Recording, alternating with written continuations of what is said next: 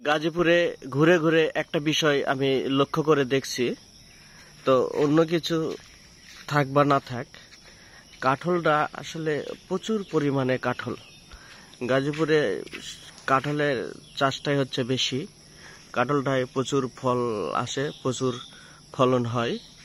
তো আপনারা হয়তো বা অনেকেই জানেন কিনা জানি না, কাঁঠাল খাওয়ার যদি কারো একান্তভাবে ওইরকম যদি ইচ্ছুক থাকে তাহলে গাজীপুরে আসবেন। কাঁঠালের সিজনে গাজীপুরে আসলে প্রচুর পরিমাণে কাঁঠাল খেতে দেখেন, যেখানে সেখানে যেমন তেমন একটা গাছ থাকলেও সেই গাছেও কাঁঠাল প্রচুর পরিমাণে।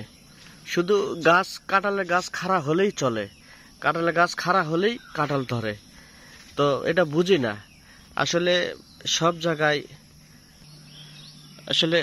জায়গায় সব মাটিতে সবকিছু চাষ হয় না, এটা তা দিকে প্রমাণ পাওয়া গেল।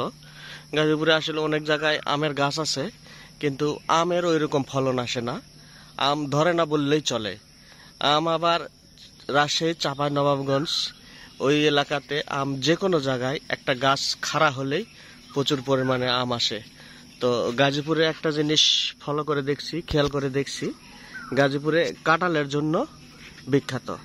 কাঁঠাল শুধু গাছ একটা খাড়া হলেই এরকম প্রচুর পরিমাণে কাঁঠাল আসে। তো ধন্যবাদ।